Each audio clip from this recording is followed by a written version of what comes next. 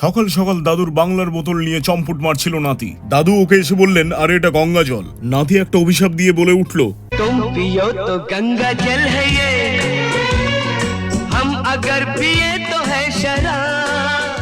আমি একজনকে দেখতে পেয়ে বললাম, एक लस्सी होगा, दही छोड़ के, दही मत देना लस्सी में।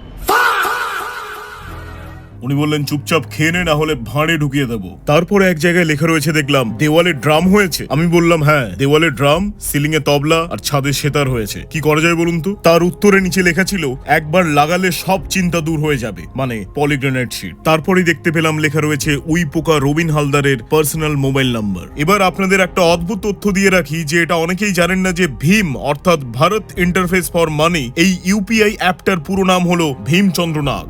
তারপরেই আমি লন্ডনের ছারপোকা মার্কেট অর্থাৎ বাগবাজার ঘাটে গিয়ে মোটিভেট করলাম জীবন যুদ্ধে হেরে গিয়ে টেমস নদীতে আত্মহননের পথ বেছে নেওয়া এক সৈনিককে। আমার কথায় ফুললি মোটিভেটেড হয়ে উনি ধর বলে সোজা লাফ মেরে দিলেন টেমসের পবিত্র জলে। একটু এগোতেই দেখতে পেলাম যে সাবধান একটি বিপজ্জনক বাড়ি, কারণ সাবধানের কোনো মার নেই, বাবার আছে। দেখলাম সিগারেট খেয়ে গোপনে ধোঁয়া ছাড়ছে অভিনেত্রী অমৃতা রাওয়ের কিছু ফ্যান, অমৃতি রাও। লন্ডনের রাস্তায় বিএমডব্লিউ আর ল্যাম্বরগিনির যৌথ উদ্যোগে চালু হয়েছে 2 চাকার এক অভিনব লাশবাহী গাড়ি।